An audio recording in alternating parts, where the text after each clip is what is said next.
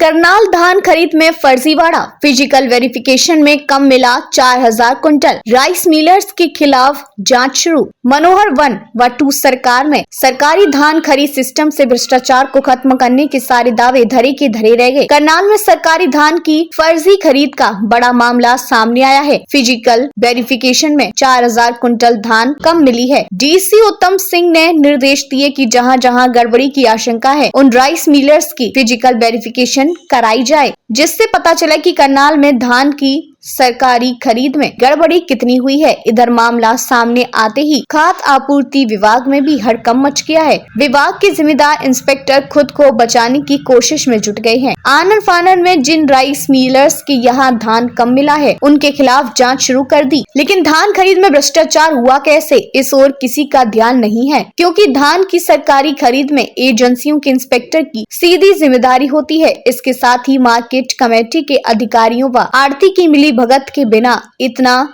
बड़ी गड़बड़ी संभव नहीं है। पहले ही पीवी में 4000 कुंटल कम। IAS अधिकारी योगेश सैनी के नेतृत्व में राइस मिल में फिजिकल वेरिफिकेशन की गई। प्रशासनिक जांच का ये पहला फेज था और पहले फेज ने ही बड़ा झटका दे दिया। करीब 4000 कुंटल धान कम मिली। जब पहले फेज में ही यह हालात है तो आगे फिजिकल वेरिफिकेशन होगी तो भ्रष्टाचार की ओर भी परतें हटती नजर आएंगी। इतनी स्पीड से काटे गए गेट पास। जब भी गेट पास काटा जाता है तो उसमें औसतन 2 से 3 मिनट लगता है, लेकिन जिले के कई मंडियों में तो तेज रफ्तार से गेट पास काट कर रख दिए। शक ऐसे भी गहराता है कि जिस गेट के पास को कटने में 2 से 3 मिनट का टाइम लगता है, उन्हीं गेट पास को 41 सेकंड में 2 बार और 2 मिनट 35 सेकंड में 3 बार काट दिया जाता है। जिसके बाद निसिंग मंडी में 772 गेट पास कैंसिल किए गए, जिसका वजन 42,633 कुंटल बनता था। निगदू, इंद्री, तरावड़ी, घरौंडा,